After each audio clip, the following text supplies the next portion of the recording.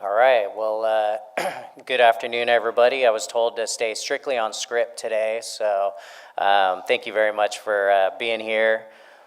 Day after day, month after month, California has the highest gas prices in the nation. It's been this way for quite some time.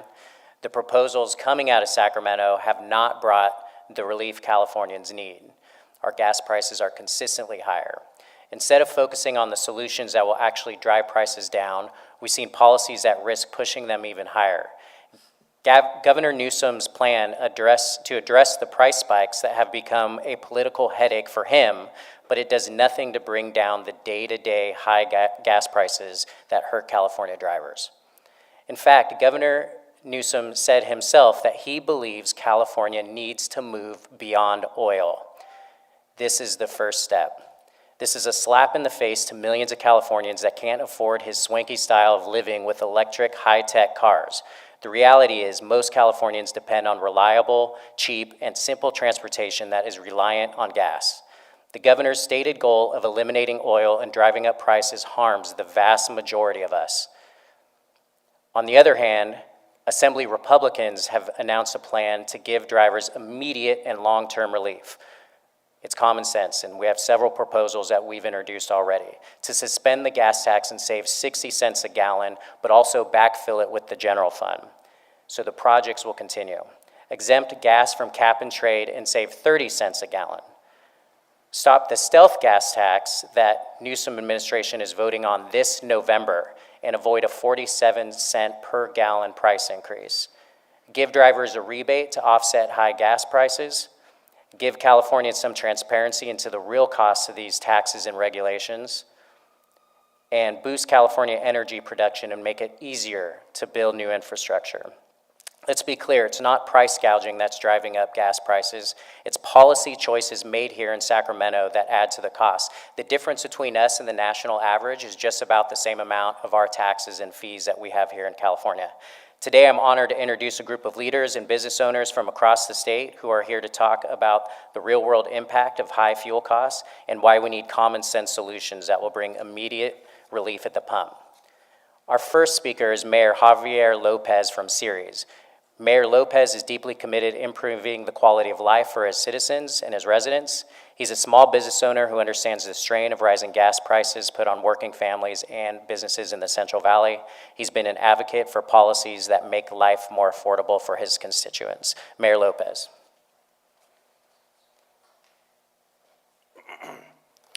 Welcome, everyone. Lowering the cost of fuel isn't a partisan issue. It's an issue that impacts all Californians.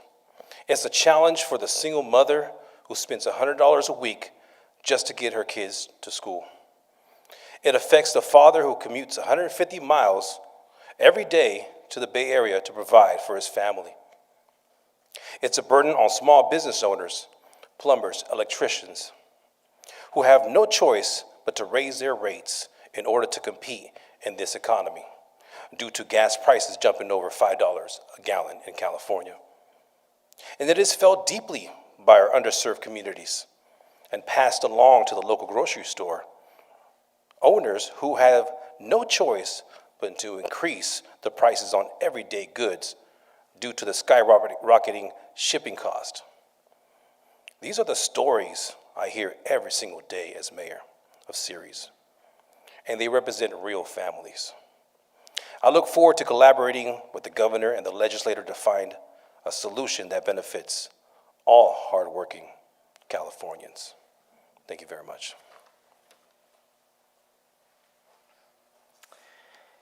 Thank you. Our next speaker is Sarbjeet Shore, who owns Franklin Gas Mart. As a local gas station owner, Sarbjeet deals firsthand with the complexities of California's fuel regulations and the impact they have on his businesses and customers. Sarbjeet will share his perspective on how high gas prices affect small business owners and the residents that he sees every day. Thank you for having me here. My name is Sarabjit Singh Shore. I own a local, just mom and pop, owned by my mom and dad in Sacramento, and also represent American Petroleum Association. I'm on the board for the Sacramento chapter. We represent about 2,000 gas station owners and convenience store owners. Gas station owners are our local business owners. We are part of the community as well, and we share the same concern everyone else has when it comes to high gas prices. Gas stations do not make assessed profits, and we do not set our prices. We operate on tight margins and price based on the market and regulatory factors beyond, which is way beyond our control. We understand the impact on high gas prices. We understand the impact the high gas prices have on everyone. As a small business owner, we feel the same financial strain as Californians and our working families. We pay the same high fuel costs like everyone else does. Californian high fuel prices are due to the price gouging by the gas station and are not due to the gas station, price gouging by the gas stations or the energy companies. The state-owned policies, including tax and fees levied on every gallon of gas, are what driving up your gas prices. There are common sense proposals available that would reduce the prices at the pumps. These solutions would support the local gas station owners and would provide immediate relief for the consumer. The governor and the state legislature need to stop blaming the small business owner like myself.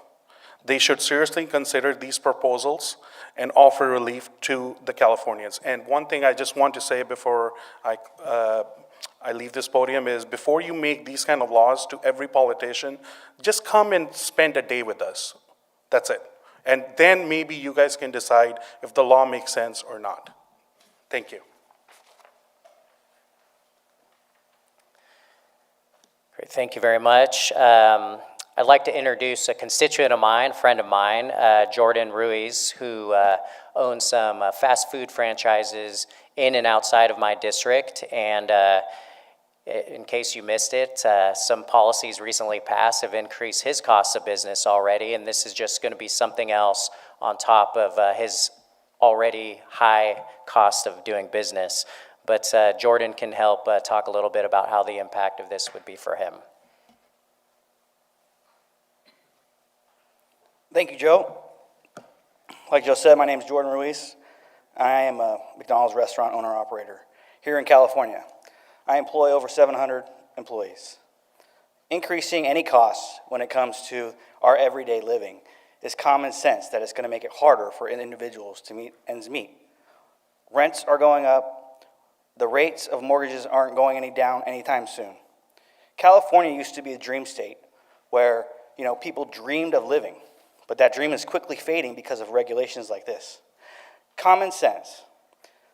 Just recently, AB 257 and Newsom attacked our industry and increased our minimum wage to an unprecedented amount of $20 an hour.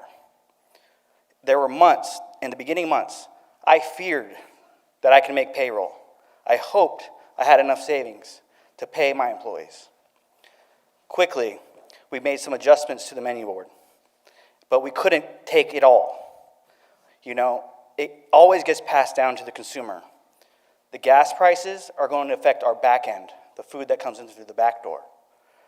The food has to get there with diesel trucks. And diesel is expensive in California. Go to any other state, diesel is cheaper than gas. But here in California, it's more. The trucks need to run. We just had an issue up on 80 with a Tesla truck exploding. They closed 80 for a whole day. I have a restaurant beyond that in Truckee. No business. Tesla, I love the technology. I think it's great. I don't own a Tesla car. But it's not realistic for everyday consumers. It's not realistic for those single mothers who work 2 jobs and are trying to get their kids to school. It takes common sense. Let's bring the dream back to California. Let's make living in California reasonable again.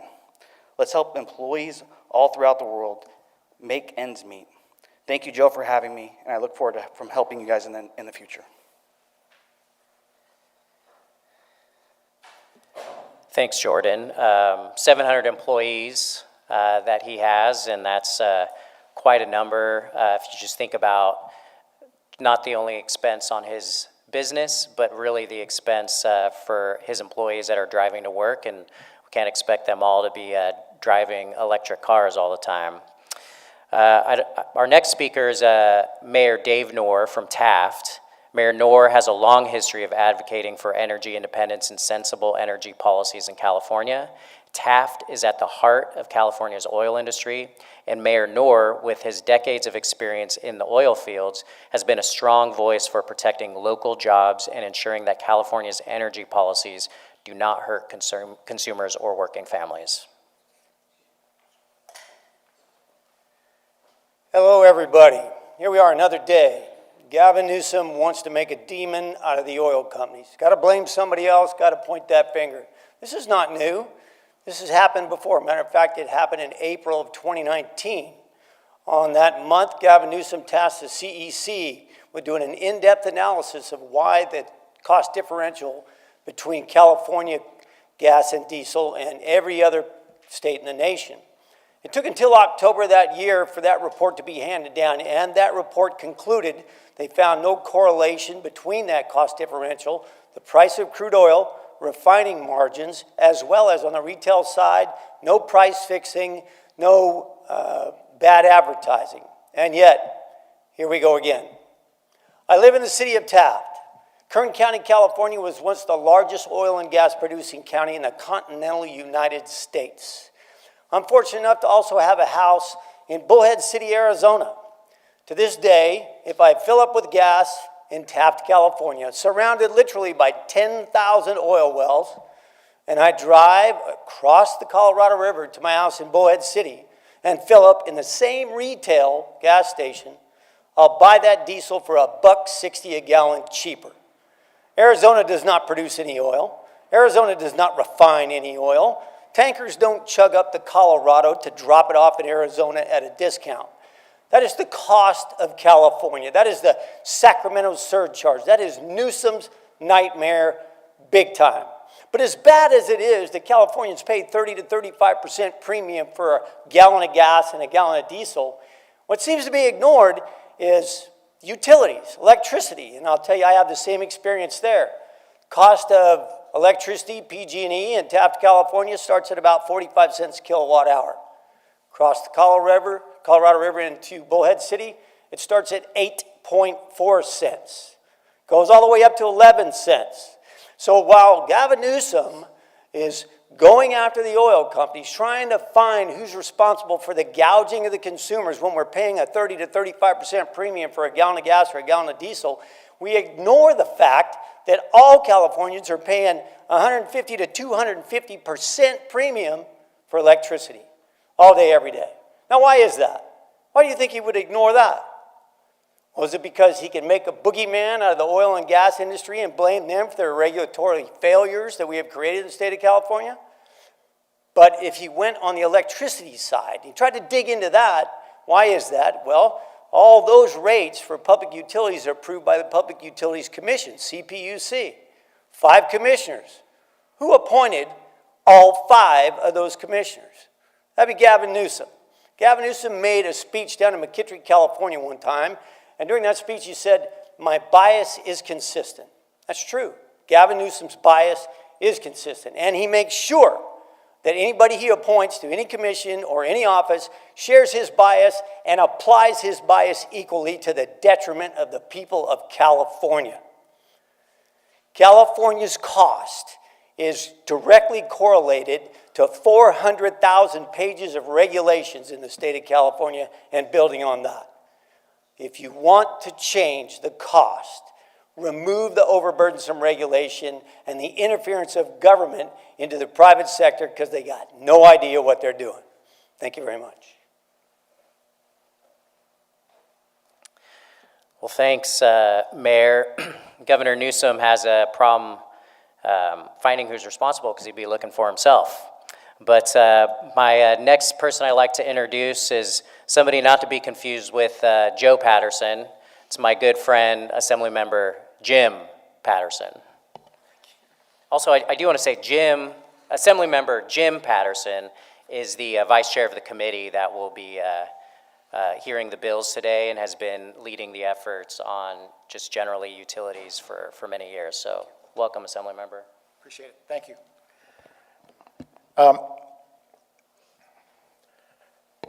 I think I've been here 12 years, Vice Chair of Utility and Energy for those 12 years. And I can tell you from years of experience of looking into the details of why electricity is expensive and why our gasoline is expensive. It is because there is an ideology here and a government supermajority that is more interested in their ideology and in scoring some kind of cheap political points than to care about the very people that they say they care about. Think about the single mom with 2 kids, driving a 12-year-old car. 2 kids are in strollers. Gasoline is over $5, it could be $6 or so in the Los Angeles area.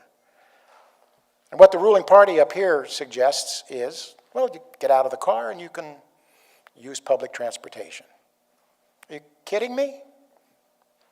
Putting those 2 kiddos and their strollers on the bus? And you think about that for a minute. The very people they say they care about are the ones they are hurting.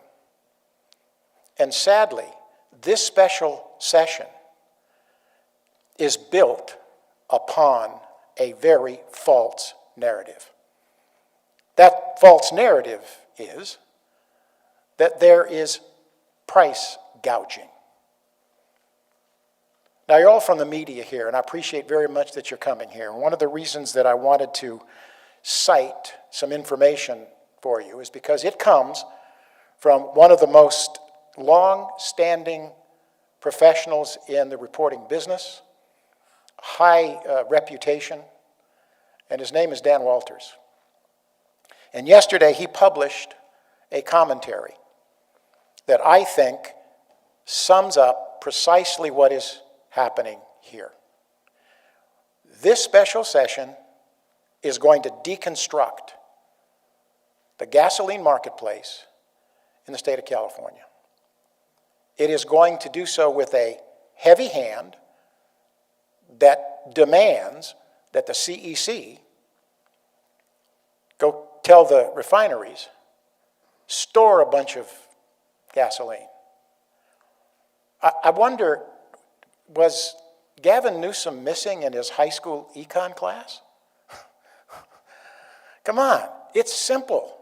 If you hoard the supply, if you cap the supply, and you put hundreds of thousands of gallons of gasoline in a storage tank someplace, the demand doesn't stop, doesn't wait for the gas to come out of the storage tank. And when you have limited supply and high demand, what do you get? Higher prices. And I also suggest this. If this legislature isn't careful, and if they continue down this path, they are going to potentially not only create high prices, they might very well create shortages of gasoline in the tanks of our gas stations. And what happened in the 70s when we didn't have the right supply to meet the demand? Remember those long gas lines and people waiting in line? Those shortages may very well come back. And so you can't blame the oil companies or the refineries for doing it if what the governor wants, he gets out of this special session. And I think the fundamental premise that I want to point you to Dan Walters' column here, which is scrupulously cited, is in the headline. Gavin Newsom can't prove price gouging at the pump, but he wants new laws on refineries. So the basic premise can't be proven. He cites a lot of people who were given the go-ahead to study these ideas. Are we really seeing price gouging? Is there really collusion? Nobody's been able to point a truthful and realistic finger and say, that's what's happening. What we do know is that it is the regulatory, the taxation, and the political ideology that is making not only gasoline difficult to afford, but electricity as well. So think about it. This building has been putting out, and I've been here for these 12 years seeing it, voting against every single one of them, that has driven the cost of electricity beyond people's ability to afford, driven gasoline prices beyond people to afford, especially those people that this ruling party says that they care about. And I find that hypocrisy very troubling, and I can only conclude that, their ideology and finding some kind of a blame game, they think that they want to, well, if this is passed and signed and we start to see the shortages and we start to see the prices go up and the gas lines come back, the ruling party is going to be held accountable for that.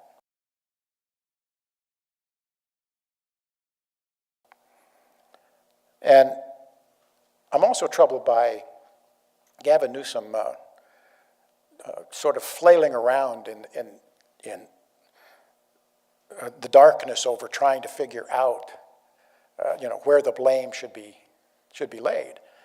Well, he's tried to say the oil companies can't prove stores or can't prove that. And I suggest, and I'm not that I want to give the governor advice, but I would suggest a place where he can look, which is a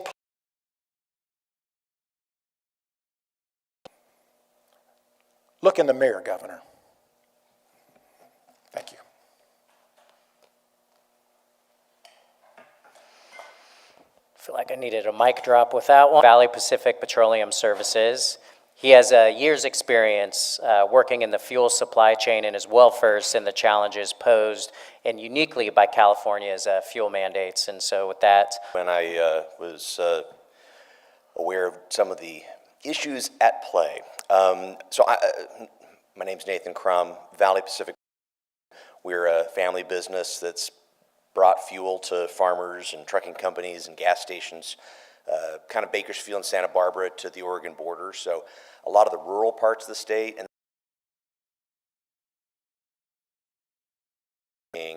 when there are disruptions to the fuel industry, any hiccup with a pipeline or a refinery, often it's the areas that are from the main urban centers and major freeway corridors that often get hit the hardest. The CECs, it weighed in on this. I feel like they often have a lot of wise counsel. On page 60 and 61 of that, they express some concerns about not only potential. My interpretation would be we do need to think through what the steps would be for any sort of gas rationing, even if it's in just local counties or local cities in some of those areas, because there would likely be outages unless there's a better release mechanism in how to release some of this fuel so that the refiners aren't hit if a 15-day limit is breached. I've talked with one of the major refiners, just because I do work with them, asked them what their opinion was, and they don't have the tankage. The tankage that exists is needed for the day-to-day operations of the refinery. There's not really any extra. There's a variety of reasons why that might. If there's something's wrong with the spec on the fuel, and all of a sudden now they need to kind of quarantine that while they figure something out. With the number of gallons that go through, it's not necessarily a huge amount of storage when all said and done. I can just tell you, again, I'm not big oil. I'm not the refiner. I'm just somebody who's, our family's paid close attention to these things for many, many decades, and so we really care.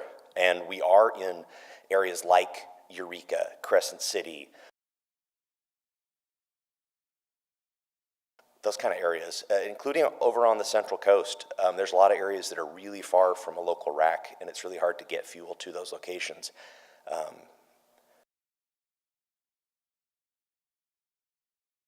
But it really is difficult. The other thing that I just keep coming back to is what we've seen done before when there have been refinery problems, sometimes, especially if it's known in advance, is that there aren't really any of the refineries outside of California that can make this spec of fuel. There in I know South Korea that about a decade ago was making some California spec fuel. I'm sure there's other refineries that could do that in India, Saudi Arabia, maybe Korea, something like that. But do we really want to have our fuel production and our whole fuel supply chain at the whims of the geopolitics of South China Sea, Taiwan Strait? It doesn't take much to really impact this. I mean, in economics, there's the concept of an inelastic demand function. Fuel inelastic demand item where you need how much fuel you need. It kind of doesn't really matter on price from day to day. You got to get to school and work, etc. So I think there's a lot more study, a lot more thinking that needs to go into this. I understand these are wonderful hopes. I mean, we'd love to have more stable fuel prices. Absolutely. We'd love to have it lower. We expect fuel companies, like all companies, to receive a fair return on their investment, not excessive. I understand all of those concerns, but the realities of the market, of supply and demand, it's not easy. You can't just wave that away or hope it away. So I think a lot more study and thought needs to go into this. We would be surprised to see some pretty permanent harm done to the state that would be very difficult to unwind. So thank you. Great. Thanks. When I say, obviously we're concerned about the impact of the industry in California, but we're also most importantly just worried about people being able to afford gasoline in the first place. And actually hit me at home with 2 kids, because that was actually me growing up. My mom was a single mom, 2 kids, and at first we did take public transportation, and then eventually we got a car. And so I think a lot about how we wouldn't be able to afford to live in gas is, $5.50 a gallon here, but $2.60 over there. That's just not fair for people who are trying to make ends meet. And and I don't know if anybody has actually read the piece of legislation. Is the goal even to lower prices, or is it just to create this Venezuelan-style control? And in fact, refineries wouldn't even be able to maintain their equipment without permission from the state of California. So, we're one of the few markets outside of Venezuela that would be doing that. So let's not do that, and we're happy to take some... down $1 from where they were last year. Why do you think this special session is happening right now? Well, I think, you'd have to ask the governor why he's holding this special session. Why are we even doing it at all? We were just in session for 2 years, and my understanding is he wanted to propose this at the end of session. Again, given we aren't doing this now, but he called a special session. And gas prices are down. Gas prices go like this. It's lower in other states as well. But I can't really say why he's doing it now, other than the fact that people are going to be going back to their districts prior to November, prior to an election, saying, "Hey, I just voted on something that could potentially increase your..." Legislators in a very bad spot right now. Mr. Patterson, what do you make of the Assembly even engaging in this special session? I think people forget that the legislature is a totally separate branch of government from government. Look, I think my colleagues who've been here longer than I have, Assemblymember Lackey and Assemblymember Patterson,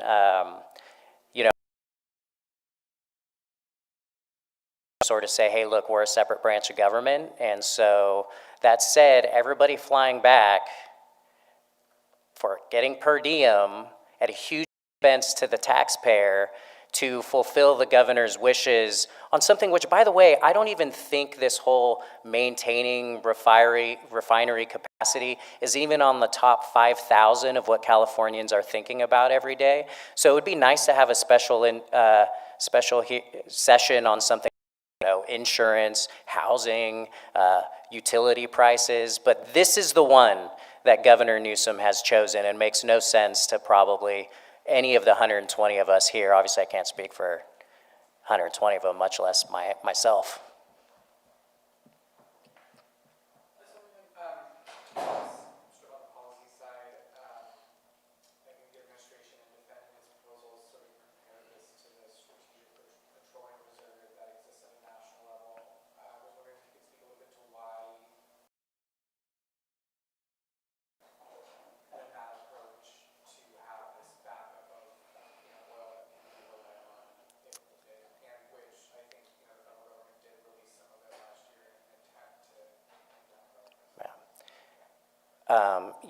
I'm not really an expert in that, and if we have somebody who wants to speak to that, but I will say, building capacity as we do here in California, I mean, it'd be a decade. If anybody believes in the pipe dream that they're going to approve, I don't know, maybe believe everything, but that's not happening here. So wish it could, but it's not going to. So, but that's what he's asking for people to do. I think that what would be necessary to implement this, and they can do that on the federal level, but not the state level. And I'll turn it over to Assemblymember Patterson, then the subject matter expert over here. I think, again, this is another one of those disingenuous comparisons that make. The strategic oil reserve is oil. What he is wanting is for his CEC to say, store the gasoline. That's a huge difference. This is processed oil available and ready to go into the tanks, and he's basically going to create a shortage in the marketplace of not oil, although he's trying to do that, I think, but of gasoline. There's a difference between the two, and I think it's important to note the difference between the two, because oil has to be processed. What's at the refineries is gasoline ready to go to the gas stations and into the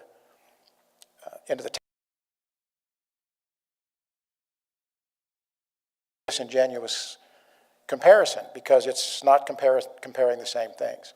It's two different things. One is usable right away. The other one is in reserve. But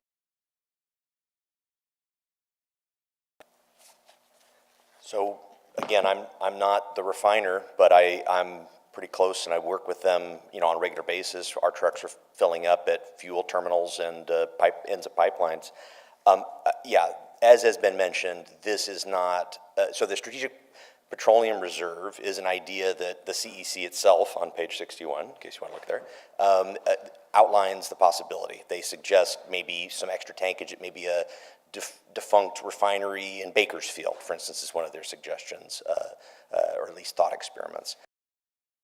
There's a very big difference between crude oil, which has not yet been processed, and gasoline and diesel that has been processed. Also want to point out that I believe the latest CARB number is roughly is not petroleum-based anymore. That's not something most people realize. It's actually renewable diesel, which is going to be made from vegetable oil, animal fats, etc., which is much cleaner, much better for the environment, much lower carbon. It is a win for everybody, but it is not as stable if you're storing it.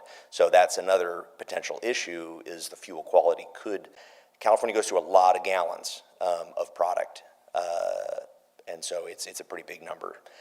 One thing I should have mentioned before, and this is a great example, is that those strategic refinery, that those are generally in some pretty heavily industrialized areas that aren't, there's not a lot of property nearby, and we're talking about like hundreds of acres of additional storage tanks. Maybe we put the fuel tanks, extra fuel storage at the ends of some of these pipelines. We'll have them where trucks like mine are picking up to then make deliveries. I literally looked at this, San Jose, I looked at the Brisbane terminal, some of these terminals that we pull from, and it's wetlands right next to it. These are not good places to put extra tankage. I mean, can you imagine the environmental issue with a large earthquake, and all of a sudden now you have so much more fuel? I mean, it's a bad idea. So I think that answers your question. One other item is that the pipelines only go one way. So you have to kind of be strategic as to where you put it needs to be near a refinery pretty much. You can't try to go, backtrack on a pipeline. Nevada and Arizona, they get their fuel from us. Nevada and Arizona have been very concerned. This is an example of where that kind of a strategic gasoline reserve would also create a lot of problems. So, did that answer the question? Yeah, mostly. You're suggesting, though, that the biggest concern would be a degradation in quality? I think Versus oil. I mean, these are some things you seem to hint at. well, yeah, good question. Let's use the Bakersfield example that the CEC hypothesizes. In that situation, let's say you have a Southern California refinery that goes down, and it goes down hard, big fire or something like that, that was unanticipated. By the way, refining renewable fuels is more difficult. It's less reliable, less consistent, so the possibility of an accident, my understanding, is that it does go up some. So using Bakersfield as an example, sucking sound essentially in Southern California where fuel is needed and it needs to come from other places. The only way that that can happen is either by truck coming, again, from Bakersfield to Southern California, or by up, is my understanding. The trucking, that's where I would come in. That's where I could help. But I don't run a lot of extra capacity in my trucking fleet. I mean, it's a very low margin business where, it's tenths of pennies per gallon type of numbers that we're looking for that'll change things. So there's not a lot of extra trucking capacity is the answer. Unless people want to bring their fuel jugs, to Bakersfield, it'd be really hard. Mr. Assembly Member, I know we got to get to the session, so I have one quick question. If that's actually for Assembly Member Lackey, I think. I know it's his proposal to pause the gas tax for 1 year. I know the governor was asked about it. Reaction, and what's your message for the governor on this proposal? Well, we're ready to debate this issue because I think it's a common sense approach to the affordability issue, which is a whole different discussion. What it does do is it immediately addresses the affordability. You got to remember that almost half of Californians have a vehicle that's worth $5,000 or less. Most people in California drive a lot, especially the rural Californians. And a lot of those people don't have a lot of excessive funds. Many of them are using credit cards to pay for necessities like utilities. This would provide a significant boost to the budgets of these people, and we believe they deserve it. And we believe it's an approach that can be managed, and it's been done in other states. So the accusation that big oil would benefit from this is ludicrous. And I don't mean to be insulting, but it's really crazy. So let's have the debate. And apparently there's not much interest in that debate right now, but we're going to be pushing. It's too common sense, and everybody benefits. It doesn't matter about your party affiliation. And I will just tell you that it's going to gain momentum. People are going to want this, and they deserve it. Great. Thank you very much for everybody being here. We're going to go to the hearing now and appreciate our guests. And if there are any more questions, obviously, we're always available. So